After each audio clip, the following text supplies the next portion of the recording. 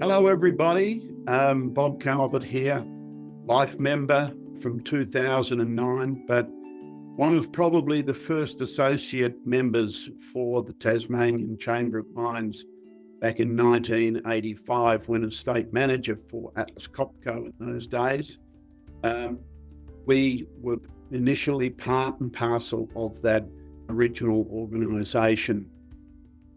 We continued on that. I guess my journey has been with the Minerals Council all the way through, from the Tasmanian Chamber of Mines, the Tasmanian Minerals Council, and then on to what it's called today as TMEC. In fact, I can remember probably about 5 years ago getting a call from Raymond Stovall to say that he was asking approval from original board members or life members to actually add manufacturing into the equation, into the name.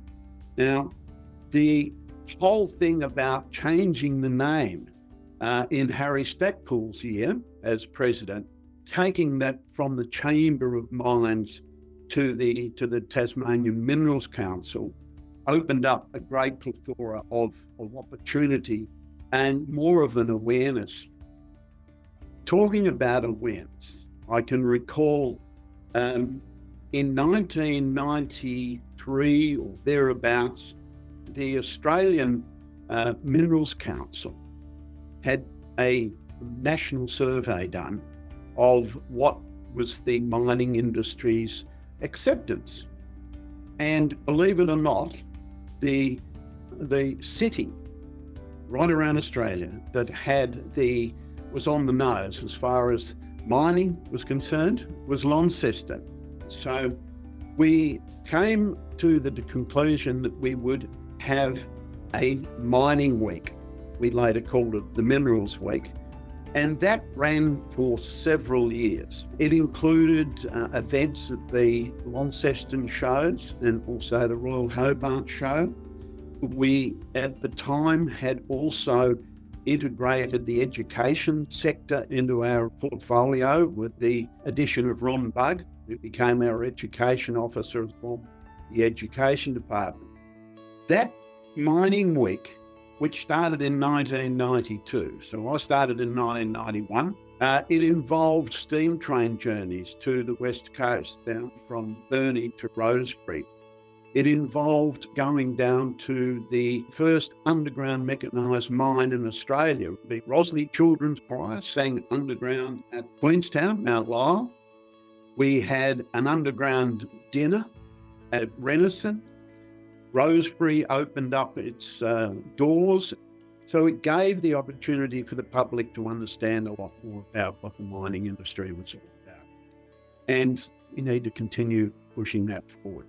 One of the other things that I was very, very proud of was the fact that we entered the tourism industry. We actually launched in the mid-90s a tourism brochure.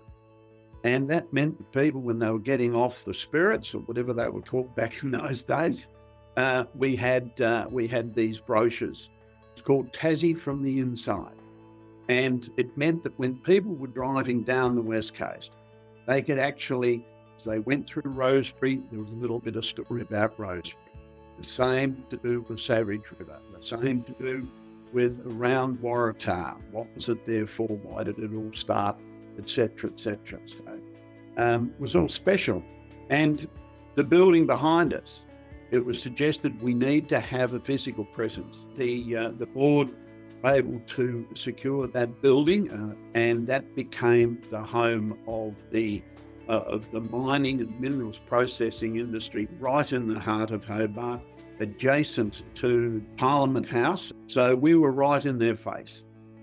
We had two wonderful people that ran the mine at Melaleuca, the Wilsons, and every year at our annual general meeting and annual dinner, the Wilsons would turn up, they would sail their boat around, and they would come, and we would just sit in awe and listen to the many of the stories that they had. They used to bring all of their tin out in bags.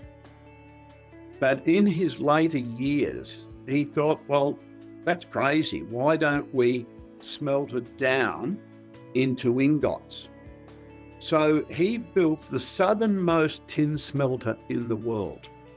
And it was a small crucible, so that as he pulled out the crucible, a little bit of tin, molten tin, would fall onto the ground. One particular board meeting, they gave me a box that a Glenfiddich bottle of Scotch came in. I said, you can't present me with a bottle of whiskey on the mine site. And Terry said, no, you better open it up. And anyway, there it was. This is what it was.